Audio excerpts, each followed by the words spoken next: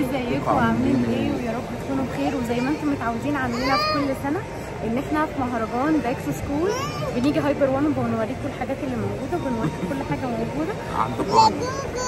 فخليكم موجودين معايا وما تنسوش الاشتراك وعشان نرجع تاني بقى بقوتنا للقناه كده. معلش احنا كنا اتاخرنا بس عنكم، بس احنا راجعين ان شاء الله هنبقى معاكم. بالظبط.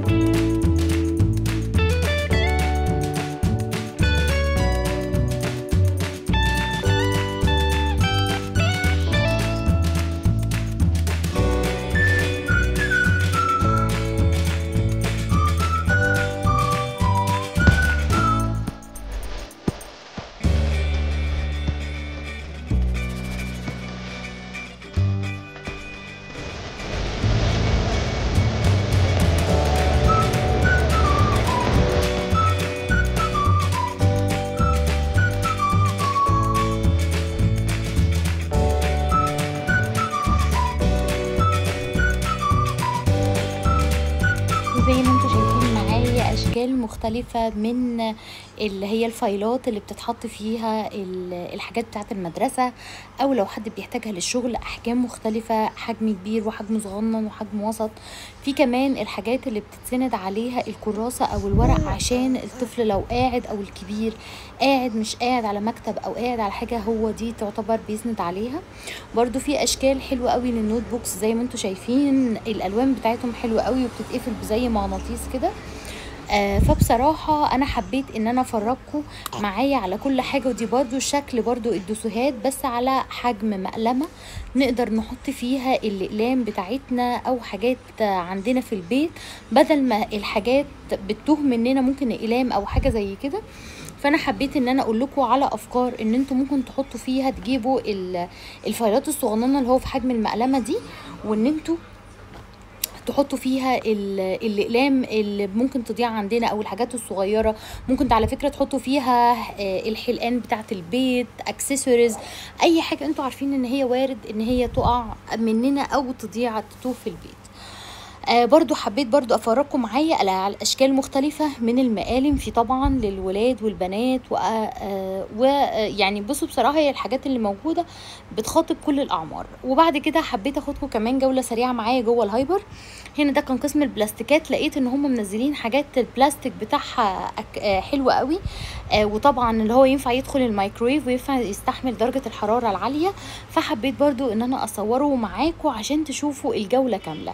ودي برضو من ضمن القطاعات اللي عجبتني قوي، شكلها كمان كان سعرها حلو جدا لان انا كنت شفتها في امازون بحوالي 350 جنيه وفي كمان منها ب400. فحبيت برضو اصورها لكم، كانت هنا نازله ب 199 جنيه فبصراحه حلوه. دي برضو اشكال مختلفة للاطباق، سواء مثلا اللي هتحطوا فيها الفاكهة او هتغسلوا فيها الخضار. دي برضو كونتينرز برضو نقدر اللي هو يعني حافظات او حاجات تخزين.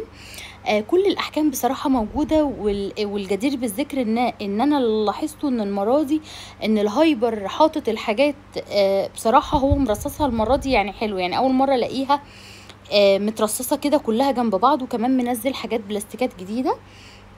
وانتوا عارفين دايما عندي ان انا بحب ان انا لما بروح الهايبر اخدكم معايا في اي جولة انا بعملها، عشان لو انتوا حابين تروحوا تبقوا شايفين الدنيا في الواقع عاملة ازاي.